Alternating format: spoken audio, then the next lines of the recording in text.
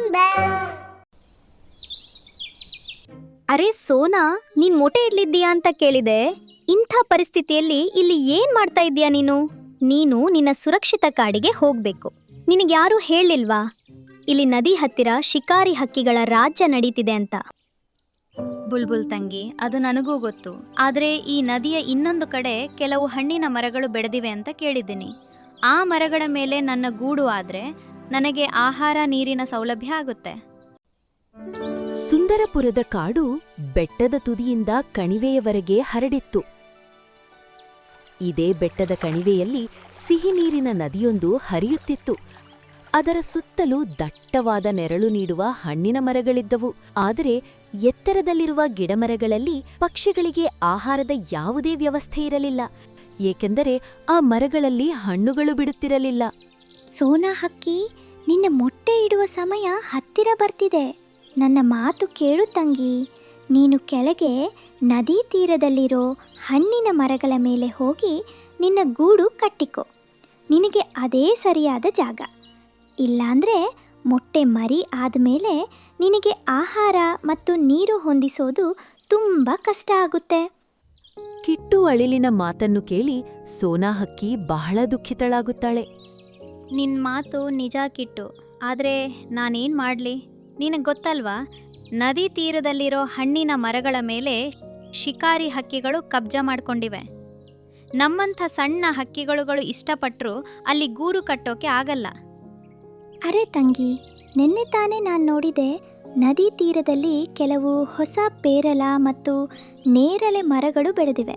ಅಲ್ಲಿ ಯಾವುದೇ ಶಿಕಾರಿ ಪಕ್ಷಿಗಳು ಇರೋದಿಲ್ಲ. ನೀನು ಹೋಗಿ ಅಲ್ಲಿ ಗೂಡು ಕಟ್ಟಿಕೋ ಅಲ್ವಾ? ನಿನಗೆ ತುಂಬ ಧನ್ಯವಾದಗಳು ಕಿಟ್ಟು ತಂಗಿ. ನಾನು ಹಿಂದೆ ಹೋಗಿ ನನ್ನ ಗೂಡಿಗಾಗಿ ಜಾಗ ಹುಡುಕ್ತೇನೆ ಮತ್ತು ಬೇಗನೆ ನನ್ನ ಗೂಡನ್ನು ನದಿ ಹತ್ತಿರ ಕಟ್ಟಿಕೊಳ್ಳುತ್ತೇನೆ. ಸೋನಾ ಹಕ್ಕಿಯ ಸಂತೋಷಕ್ಕೆ ಪಾರವೇ ಇರಲಿಲ್ಲ, ಏಕೆಂದರೆ ಈ ಕಾಡಿನಲ್ಲಿ ಪಕ್ಷಿಗಳ ಮುಂದಿರುವ ದೊಡ್ಡ ಸಮಸ್ಯೆ ಎಂದರೆ ಕುಡಿಯುವ ನೀರು. ಎತ್ತರದಲ್ಲಿ ವಾಸಿಸುವ ಪಕ್ಷಿಗಳು ಕುಡಿಯುವ ನೀರಿಗಾಗಿ ಬಹಳ ದೂರ ಹಾರಿ ಹೋಗಬೇಕಾಗಿತ್ತು. ದಕ್ಕೆ ಎಲ್ಲ ಹಕ್ಕಿಗಳೂ ಬಯಸುತ್ತಿದ್ವು ತಾವು ಕೂಡ ನದಿಯ ದಡದಲ್ಲೇ ತಮ್ಮ ಗೂಡನ್ನು ಕಟ್ಟಿ ಅಲ್ಲಿರಬೇಕು ಅಂತ. ನದಿ ತೀರಕ್ಕೆ ತಲುಪಲು ಸೋನಾ ಬಹಳ ಹೊತ್ತಿನಿಂದ ಹಾರುತ್ತಾ ಬರುತ್ತಿದ್ದಳು. ಹಾಗಾಗಿ ಸುಸ್ತಿನಿಂದ ಅವಳ ಹಾಲು ಹಣ್ಣಾಗಿತ್ತು. ಅಬ್ಬಾ, ನಾನು ಹಾರಿ ಹಾರಿ ಸುಸ್ತಾಗಿ ಹೋಗಿದ್ದೇನೆ. ನಾನೀಗ ಸ್ವಲ್ಪ ವಿಶ್ರಾಂತಿ ತಗೋಬೇಕು. ಅಂದಹಾಗೆ ಇಂಥ ಪರಿಸ್ಥಿತಿಯಲ್ಲಿ ಜಾಸ್ತಿ ಸುಸ್ತಾಗೋದು ಒಳ್ಳೆಯದಲ್ಲ. ಹೀಗೆ ಯೋಚಿಸಿ ಸೋನಾ ಹಕ್ಕಿ ನದಿಯಿಂದ ಸ್ವಲ್ಪ ದೂರದಲ್ಲಿರುವ ಆಲದ ಮರದ ನೆರಳಿನಲ್ಲಿ ವಿಶ್ರಾಂತಿ ಪಡೆಯತೊಡಗುತ್ತಾಳೆ. ಅಷ್ಟರಲ್ಲಿ ಬುಲ್ಬುಲ್ ಅಲ್ಲಿಗೆ ಬರುತ್ತದೆ. ಅರೆ ಸೋನಾ, ನೀನ್ ಮೊಟ್ಟೆ ಇಡ್ಲಿದ್ದೀಯಾ ಅಂತ ಕೇಳಿದೆ. ಇಂಥ ಪರಿಸ್ಥಿತಿಯಲ್ಲಿ ಇಲ್ಲಿ ಏನ್ ಮಾಡ್ತಾ ಇದ್ದೀಯಾ ನೀನು? ನೀನು ನಿನ್ನ ಸುರಕ್ಷಿತ ಕಾಡಿಗೆ ಹೋಗ್ಬೇಕು. ನಿನಗ್ಯಾರೂ ಹೇಳಿಲ್ವಾ ಇಲ್ಲಿ ನದಿ ಹತ್ತಿರ ಶಿಕಾರಿ ಹಕ್ಕಿಗಳ ರಾಜ್ಯ ನಡೀತಿದೆ ಅಂತ? ಬುಲ್ಬುಲ್ ತಂಗಿ, ಅದು ನನಗೂ ಗೊತ್ತು. ಆದರೆ ಈ ನದಿಯ ಇನ್ನೊಂದು ಕಡೆ ಕೆಲವು ಹಣ್ಣಿನ ಮರಗಳು ಬೆಳೆದಿವೆ ಅಂತ ಕೇಳಿದ್ದೀನಿ. ಆ ಮರಗಳ ಮೇಲೆ ನನ್ನ ಗೂಡು ಆದ್ರೆ ನನಗೆ ಆಹಾರ ನೀರಿನ ಸೌಲಭ್ಯ ಆಗುತ್ತೆ. ನೋಡ್ ಸೋನಾ, ನನ್ನ ಮಾತು ಕೇಳಿದ್ರೆ ನೀನ್ ಗೂಡನ್ನ ಇಲ್ಲಿ ಕಟ್ಟಬೇಡ. ಯಾವಾಗ ಯಾವ ಶಿಕಾರಿ ಹಕ್ಕಿಯ ಕಣ್ಣು ನಿನ್ ಗೂಡಿನ ಮೇಲ್ ಬೀಳುತ್ತೋ ಗೊತ್ತಿಲ್ಲ. ನಿನ್ ಮಕ್ಕಳ ಪ್ರಾಣಕ್ಕೆ ಅಪಾಯ ಆಗಬಹುದು.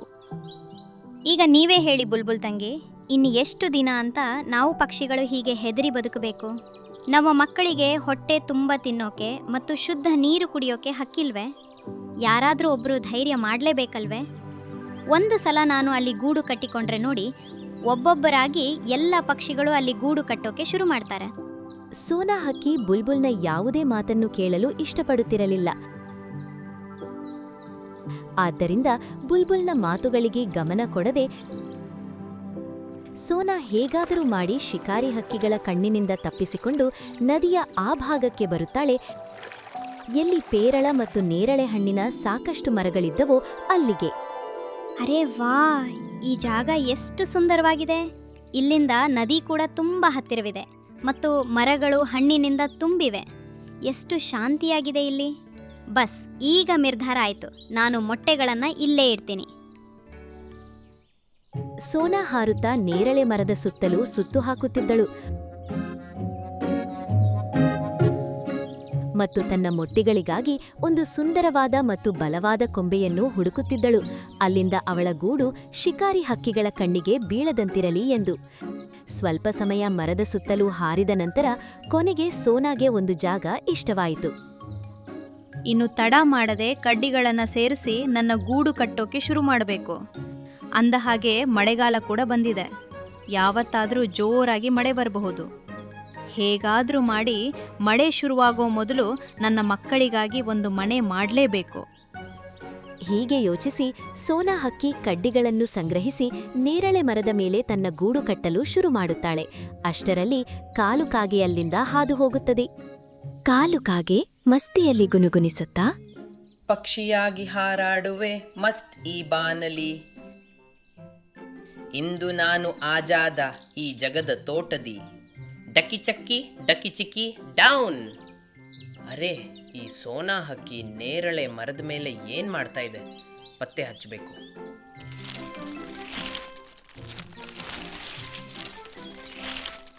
ಏನು ಸೋನಾ ವಿಷಯ? ಇವತ್ತು ದಾರಿ ಮರೆತು ಬಂದಿದ್ಯಾ ಹೇಗೆ? ಅಯ್ಯೋ ಇಲ್ಲ ಕಾಲು ಅಣ್ಣ, ದಾರಿ ಮರ್ತಿಲ್ಲ. ಈ ಮರದ ಮೇಲೆಯೇ ಗೂಡು ಕಟ್ಟಿಕೊಳ್ಳೋಣ ಅಂತ ಯೋಚಿಸ್ತಾ ಇದ್ದೀನಿ. ಬೇಗನೆ ನನ್ನ ಮೊಟ್ಟೆಗಳು ಮರಿಯಾಗೋ ಕಾಲ ಬಂದಿದೆ. ಸಂತೋಷವಾಗಿ ನನ್ನ ಮಕ್ಕಳ ಜೊತೆ ಇಲ್ಲೇ ಇರ್ತೀನಿ. ಅರೆ ವಾ ಸೋನಾ, ಇದು ತುಂಬಾ ಒಳ್ಳೆ ಸುದ್ದಿ ಕೇಳಿಸಿದೆ ಅಲ್ವಾ ನೀನು? ಕಾಲಣ್ಣ, ನಿಮ್ಮ ಗೂಡು ಎಲ್ಲಿದೆ?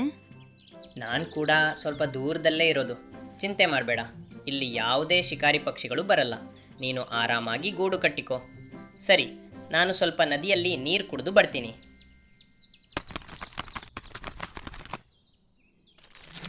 ಮತ್ತು ಇತ್ತ ಸೋನಾ ಮತ್ತೊಮ್ಮೆ ತನ್ನ ಗೂಡು ಕಟ್ಟುವ ಕೆಲಸದಲ್ಲಿ ತೊಡಗುತ್ತಾಳೆ. ಪೂರ್ತಿ ಹಗಲು ಮತ್ತು ರಾತ್ರಿ ಸೋನಾ ಹಕ್ಕಿ ವಿಶ್ರಾಂತಿಯಿಲ್ಲದೆ ತನ್ನ ಗೂಡನ್ನು ಕಟ್ಟುತ್ತಲೇ ಇರುತ್ತಾಳೆ. ಮರುದಿನ ಬೆಳಿಗ್ಗೆ ಸೋನಾ ಹಕ್ಕಿ ಸುಸ್ತಿನಿಂದ ಕಂಗಾಲಾಗಿದ್ದಳು. ಆಗಲೇ ಮರದ ಕೊಂಬೆಯ ಮೇಲೆ ಕುಳಿತಿದ್ದಾಗ ಅವಳಿಗೆ ನಿದ್ದೆ ಹತ್ತುತ್ತದೆ. ಹಠಾತ್ತಾನೆ ಜೋರಾದ ಶಬ್ದ ಕೇಳಿ ಸೋನಾ ಹಕ್ಕಿಯ ನಿದ್ದೆ ಒಡೆಯುತ್ತದೆ. ಹೇ ಭಗವಂತ, ಈ ಶಿಕಾರಿ ಹಕ್ಕಿಗಳು ಇಲ್ಲಿಗೆ ಹೇಗೆ ಬಂದವು? ನಾನು ಇಲ್ಲಿ ಗೂಡು ಕಟ್ಟಿದ್ದೀನಿ ಅಂತ ಇವರಿಗೆ ಹೇಗೆ ಗೊತ್ತಾಯಿತು? ಸೋನಾ ಹಕ್ಕಿ ಏನಾದರೂ ಮಾಡುವ ಮೊದಲೇ ಶಿಕಾರಿ ಹಕ್ಕಿಗಳು ಅವಳ ಗೂಡನ್ನು ಎತ್ತಿ ನೆಲಕ್ಕೆ ಅಪ್ಪಳಿಸಿದ್ದವು. ಅರೆ, ನೀನು ಪುಟ್ಟ ಹಕ್ಕಿ, ನಮ್ಮ ಇಲಾಖೆಗೆ ಬಂದು ಮನೆ ಕಟ್ಟೋ ಅಷ್ಟು ಧೈರ್ಯನಾ ನಿನಗೆ? ನಿನ್ನ ಯೋಗ್ಯತೆ ಮರ್ತು ಹೋದ್ಯಾ? ನಿನ್ನಂಥ ಹಕ್ಕಿಗಳಿಗಾಗಿ ಈ ನದಿ ತೀರ ಇಲ್ಲ. ಇಲ್ಲಿ ನಮ್ಮಂಥ ದೊಡ್ಡ ಮತ್ತು ಖತರ್ನಾಕ್ ಪಕ್ಷಿಗಳು ವಾಸ ಮಾಡ್ತಾರೆ. ನಡಿ, ಓಡು ಇಲ್ಲಿಂದ. ಹದ್ದು ಗಿಡುಗಗಳಂಥ ದೊಡ್ಡ ದೊಡ್ಡ ಹಕ್ಕಿಗಳು ತನ್ನ ಸುತ್ತಲೂ ಹಾರುತ್ತಿರುವುದನ್ನು ನೋಡಿ ಸೋನಾ ಹಕ್ಕಿ ಹೆದರಿಕೆಯಿಂದ ನಡುಗತಡುಗುತ್ತಾಳೆ ಮತ್ತು ತನ್ನ ಪ್ರಾಣ ಉಳಿಸಿಕೊಂಡು ಅಲ್ಲಿಂದ ಓಡಿ ಹೋಗುತ್ತಾಳೆ. ಸೋನಾ ಹಾರುತ್ತಾ ಬೆಟ್ಟದ ಮೇಲೆ ಹೋಗುತ್ತಿದ್ದಳು. ಅಲ್ಲಿ ಮತ್ತೊಮ್ಮೆ ಅವಳಿಗೆ ಬುಲ್ಬುಲ್ ಕಾಣಿಸುತ್ತದೆ. ಅರೆ ಸೋನಾ, ಇಷ್ಟು ಗಾಬರಿಯಾಗಿ ಎಲ್ಲಿಗೆ ಹೋಗ್ತಾ ಇದ್ದೀಯಾ? ಎಲ್ಲ ಸರಿ ಇದೆಯಲ್ಲ?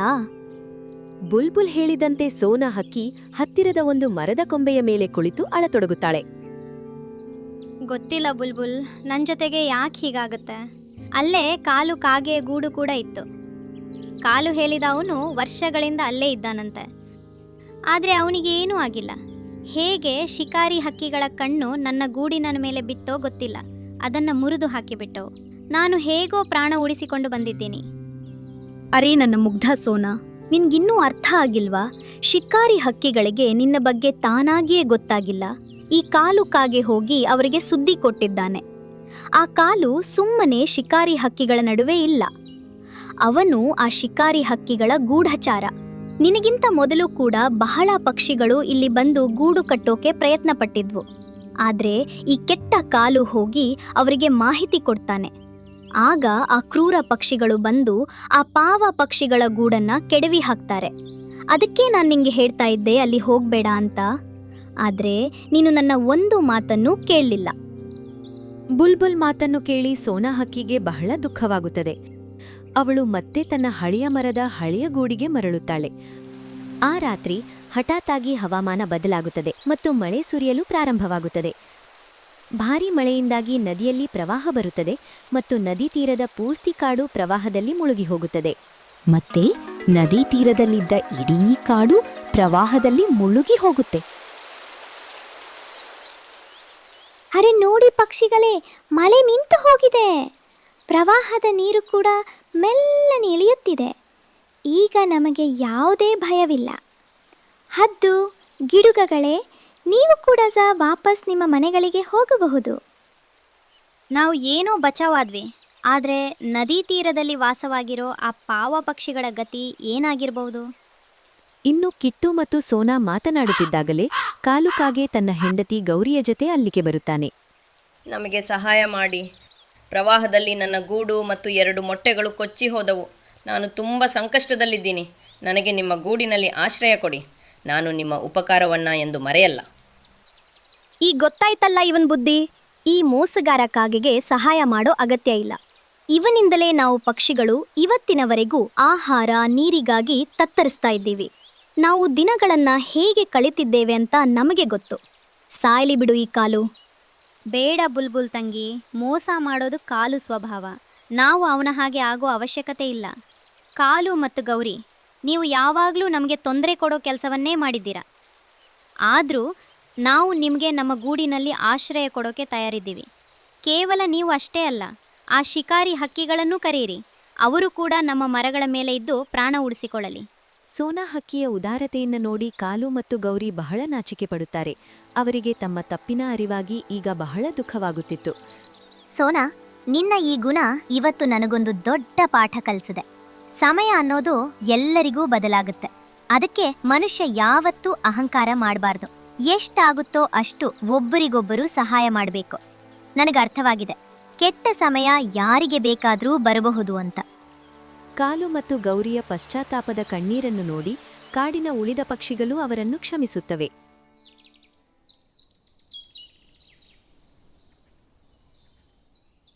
ಅರೆ ಸೋನಾ, ಬುಲ್ಬುಲ್, ನಿಮ್ಗೆ ವಿಷಯ ಗೊತ್ತಾಯ್ತಾ? ಕಾಡಿನಲ್ಲಿ ಪ್ರವಾಹ ಬಂದಿದೆ. ನದಿ ತೀರದಲ್ಲಿ ವಾಸವಾಗಿರೋ ಪಕ್ಷಿಗಳ ಎಲ್ಲ ಗೂಡುಗಳು ನೀರಿನಲ್ಲಿ ಕೊಚ್ಚಿ ಹೋಗಿವೆ. ಇಲ್ಲ, ಇನ್ನು ಮುಂದೆ ಈ ಪೂರ್ತಿ ಕಾಡು ನಮ್ಮ ಮನೆ.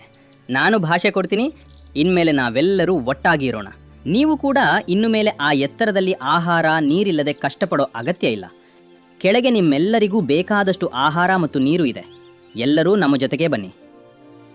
ಗಿಡುಗದ ಮಾತನ್ನು ಕೇಳಿ ಉಳಿದ ಪಕ್ಷಿಗಳು ಕೂಡ ಒಪ್ಪುತ್ತವೆ. ನಂತರ ಕಾಡಿನ ಎಲ್ಲಾ ಪಕ್ಷಿಗಳು ಸೇರಿ ನದಿ ತೀರದ ಮರಗಳ ಮೇಲೆ ಗೂಡು ಕಟ್ಟಿಕೊಂಡು ಸುಖವಾಗಿ ಬಾಳತೊಡಗುತ್ತವೆ. ಒಂದು ಉದ್ಯಾನದಲ್ಲಿ ಜೀವನ ತುಂಬಾನೇ ಸುಂದರವಾಗಿತ್ತು. ಅಲ್ಲೇ ಇರುವ ಕಾಡಿನಲ್ಲಿ ಜಂತುಗಳು ತುಂಬಾ ಸಂತೋಷವಾಗಿ ಜೀವಿಸ್ತಿತ್ತು. ಪರ್ವತದ ಬುಡದಲ್ಲಿ ಸುಂದರವಾದ ಕೊಳ ಕೂಡ ಇತ್ತು.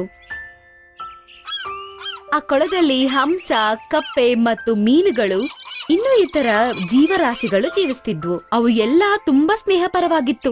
ಇವ್ರ ಎಲ್ಲರ ನಡುವೆ ಒಂದು ಮೊಸಳೆ ಕೂಡ ಇತ್ತು. ಅದಕ್ಕೆ ತುಂಬಾನೇ ಅಹಂಕಾರ. ಅದು ಅದನ್ನ ನೀರಿನ ರಾಜ ಅಂತ ಅನ್ಕೋತಿತ್ತು. ಎಲ್ಲರ ಹತ್ರ ತುಂಬಾ ಗರ್ವದಿಂದ ಮಾತಾಡ್ತಿತ್ತು. ಒಂದಿನ ಒಂದ್ ಪಕ್ಷಿ ಮರದ ಮೇಲೆ ಕುತ್ಕೊಂಡು ಹಣ್ಣು ತಿಂತಿತ್ತು. ಪಾಪ ಅದು ಗೊತ್ತಿಲ್ಲದೆ ಹಣ್ಣು ನೀರಲ್ಲಿ ಬಿದ್ಬಿಡುತ್ತೆ. ಮತ್ತಿನ್ನೇನು, ಈ ವಿಷಯ ಮಂಟು ಮೊಸಳೆಗೆ ಸ್ವಲ್ಪನೂ ಇಷ್ಟ ಇಲ್ಲ. ಅದು ಪಕ್ಷಿನ ಭಯಕ್ ಶುರು ಮಾಡ್ಕೋತು. ಪಾಪ ಪಕ್ಷಿ ಭಯ ಪಟ್ಕೊಂಡು ಅಲ್ಲಿಂದ ಹೋಗ್ಬಿಡುತ್ತೆ. ಆ ಪಕ್ಷಿ ಅಲ್ಲಿಂದ ಹೋದ್ಮೇಲೆ ಬಂಟಿ ಬಾಲು ನೀರ್ ಕುಡಿಯಕ್ ಬರ್ತಾನೆ. ಅದನ್ನ ನೋಡಿ ಮಂಟು ಹೀಗಂತಾನೆ, ಬಂಟಿ, ನೀನು ನನ್ ಕೊಳನ ಹೀಗೆ ಗಲೀಜ್ ಮಾಡ್ತಾ ಇದ್ಯಾ? ಗಲೀಜಾಗಿರೋ ನಿನ್ ಮುಖಾನ ಇಲ್ಲಿಂದ ತಕೊಂಡ್ ಹೋಗ್ತೀಯೋ ಹೇಗೆ? ಬಂಟು ಅಣ್ಣ, ಈ ಕೆರೆ ನಿನ್ನದೊಬ್ಬನದೇ ಅಲ್ಲ. ಈ ಕೆರೆ ಇಡೀ ಕಾಡ್ನದ್ದು. ಇಲ್ಲ, ಈ ಕೊಳ ನಂದು. ಮತ್ತೆ ನನ್ ಕೊಳದಿಂದ ನಿಮಗೆಲ್ಲ ನೀರ್ ಕುಡಿಯಕ್ ಸಿಗ್ತಾ ಇದೆ ಅಲ್ವಾ? ಅದೇ ದೊಡ್ಡ ವಿಷಯ, ಗೊತ್ತಾಯ್ತಾ?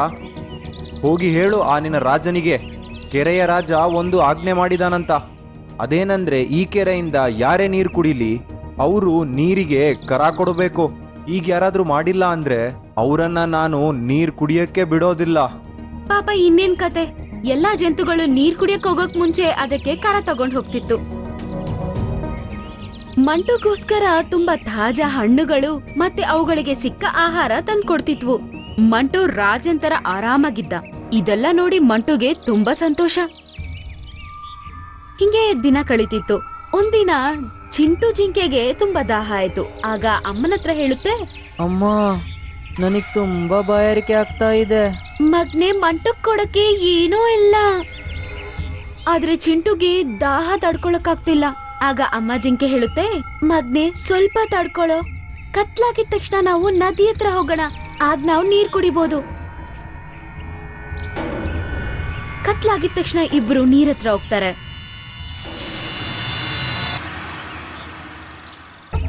ಚಿಂಟು ಮೆತ್ತಗೆ ನೀರ್ ಕುಡಿಯಕ್ ಶುರು ಮಾಡ್ತಾನೆ. ನೀರಿನ ಶಬ್ದ ಕೇಳಿ ಮಂಟುವಿನ ನಿದ್ದೆ ಕೆಟ್ಟೋಗುತ್ತೆ. ಚಿಂಟುನ ಅಲ್ಲಿ ನೋಡಿ ಮಂಟುಗೆ ತುಂಬಾನೇ ಕೋಪ ಬರುತ್ತೆ. ಏನೋ ನಿಂಗೆ ಇಷ್ಟೊಂದು ಧೈರ್ಯನಾ? ನೀರಿನ ರಾಜನ್ ನೀರನ್ನೇ ಕದಿತಾ ಇದ್ಯಾ ನೀನು? ಎಷ್ಟು ಧೈರ್ಯನೋ ನಿಂಗೆ? ತಡಿ, ನಿನ್ಗೀಗ ಇದೇ ಹಬ್ಬ. ಮಂಟು ಚಿಂಟು ಕಡೆ ಹೋಗಕ್ ಶುರು ಮಾಡ್ತಾನೆ. ಇದೆಲ್ಲ ತಾಯಿ ಜಿಂಕೆ ನೋಡ್ತಾ ಇತ್ತು. ಮಂಟು ಚಿಂಟುನ ದಾಡಿ ಮಾಡಕ್ ಬರ್ತಿದ್ದಂಗ್ಲೇ ತಾಯಿ ಜಿಂಕೆ ಮಧ್ಯದಲ್ಲಿ ಬಂದ್ಬಿಡುತ್ತೆ. ಅದು ಚಿಂಟುನ ಕಾಪಾಡುತ್ತೆ, ಆದ್ರೆ ಅವಳು ಸಿಕ್ಕಾಕೋತಾಳೆ. ಅದನ್ ನೋಡಿ ಚಿಂಟು ಜೋರಾಗಿ ಕಿರ್ಚಕ್ ಶುರು ಮಾಡ್ತಾನೆ. ಅದನ್ ಕೇಳಿ ಎಲ್ಲಾ ಜಂತುಗಳು ಬಂದು ಸೇರ್ಕೊಳ್ಳುತ್ತೆ. ತಾಯಿ ಜಿಂಕೆನ ಬಿಡ್ಸ್ಕೊಳ್ತಾರೆ, ಆದ್ರೆ ತುಂಬಾ ದೊಡ್ಡ ಪೆಟ್ಟಾಗಿರುತ್ತೆ. ಅದ್ರ ಕೈಲಿ ನೋವು ತಡ್ಕೊಳಕ್ಕಾಗಲ್ಲ. ತಾಯಿ ಜಿಂಕೆ ಧೈರ್ಯದಿಂದ ಹೀಗನ್ನುತ್ತೆ, ಚಿಂಟು ಮಗ್ನೆ, ನೀನು ಭದ್ರವಾಗಿರು. ನಾನು ನಿನ್ನನ್ ಬಿಟ್ಟು ಹೋಗೋ ಸಮಯ ಬಂದಿದೆ. ಇಲ್ಲ ಅಮ್ಮ, ನೀನ್ ಹೋದ್ರೆ ನನ್ನನ್ನು ಯಾರು ಪ್ರೀತಿ ಮಾಡ್ತಾರೆ? ನಾನ್ ಮಾಡಿರೋ ತಪ್ಪಿಗೆ ಯಾರು ಬೈತಾರೆ? ಅಮ್ಮ ಹೋಗ್ಬೇಡ ಅಮ್ಮ, ಅಮ್ಮ. ಚಿಂಟು ಪಾಪ ತುಂಬಾ ಜೋರಾಗಿ ಅಳಕ್ ಶುರು ಮಾಡ್ತಾನೆ.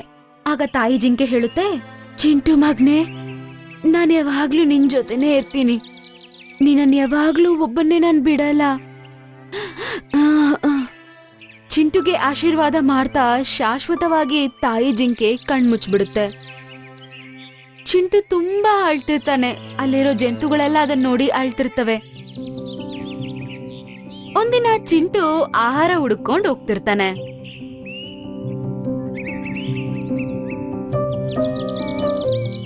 ಆಗ ಅವ್ನ್ ನೋಡ್ತಾನೆ, ಅಲ್ಲಿ ಒಂದು ಕೊಂಬಿನ ಮಧ್ಯೆ ಹಸು ಒಂದು ಸಿಕ್ಕಾಕೊಂಡಿತ್ತು.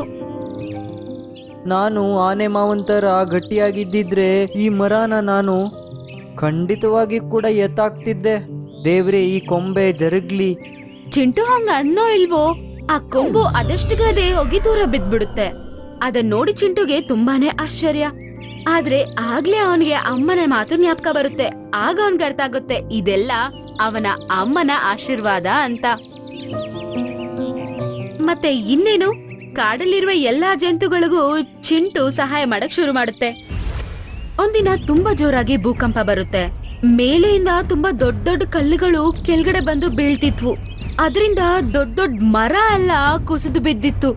ಆದ್ರೆ ಭೂಕಂಪ ನಿಂತಿದ ತಕ್ಷಣ ಎಲ್ಲಾ ಜಂತುಗಳು ಒಬ್ರಿಗೊಬ್ರು ಸಹಾಯ ಮಾಡ್ಕೋತಿದ್ವು. ಚಿಂಟು ಸಹ ಅದರ ಮ್ಯಾಜಿಕ್ ಅನ್ನ ಯೂಸ್ ಮಾಡಿ ದೊಡ್ಡ ದೊಡ್ಡ ಕೊಂಬುಗಳನ್ನೆಲ್ಲ ಎತ್ತಿ ಬಿಸಾಕ್ತಿತ್ತು. ಆಗ ಕೊಳದಿಂದ ಯಾರೋ ಕಿರ್ಚೋ ಶಬ್ದ ಕೇಳಿಸ್ಬರುತ್ತೆ. ಹೋಗ್ ನೋಡಿದ್ರೆ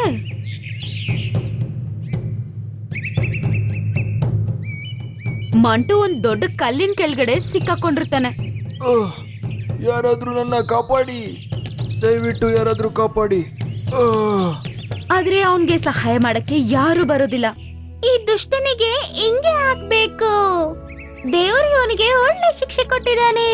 ನೀನು ಶಕ್ತಿವಂತ ಅನ್ಕೊಂಡಿದ್ದೆ ಅಲ್ವಾ? ಈಗ ನೀನು ನಿನ್ನನ್ನ ಬಿಡಿಸ್ಕೊಂಡ್ ನೋಡೋಣ. ಈ ರೀತಿ ಎಲ್ಲ ಜಂತುಗಳು ಅವನ್ ಮಾಡಿದ ತಪ್ಪುಗಳನ್ನ ಹೇಳಕ್ ಶುರು ಮಾಡುತ್ತೆ. ಆದ್ರೆ ಸಹಾಯ ಮಾಡಕ್ಕೆ ಯಾರು ಮುಂದ್ ಬರೋದಿಲ್ಲ. ಆಗ ಚಿಂಟು ಅವನ ಮ್ಯಾಜಿಕ್ ಉಪಯೋಗಿಸಿ ಕತ್ ತೆಗೆದು ಬಿಡ್ತಾನೆ. ಅದನ್ನ ನೋಡಿ ಮಂಟುಗೆ ಅವನ್ ಮಾಡಿರುವ ತಪ್ಪು ಅರ್ಥ ಆಗತ್ತೆ ಮತ್ತು ಈಗಂತಾನೆ, ಚಿಂಟು, ನನ್ನಿಂದ ನಿನ್ನಮ್ಮ ನಿನ್ನಿಂದ ದೂರ ಆಗಿದ್ದಾಳೆ, ಆದ್ರೂ ನೀನ್ ನನ್ನನ್ನ ಕಾಪಾಡಿದ್ಯಾ. ಛೇ, ನಂಗೂ ನಿಂತರನೇ ದೊಡ್ಡ ಹೃದಯ ಇದ್ದಿದ್ರೆ ಇಂಥ ಸಮಸ್ಯೆಗಳೆಲ್ಲ ಏನೂ ಆಗ್ತಾ ಇರ್ಲಿಲ್ಲ. ಮತ್ತೆ ಮಂಟು ಜಂತುಗಳಿಗೆ ಎಲ್ಲರಿಗೂ ಕ್ಷಮಾಪಣೆ ಹೇಳ್ತಾನೆ.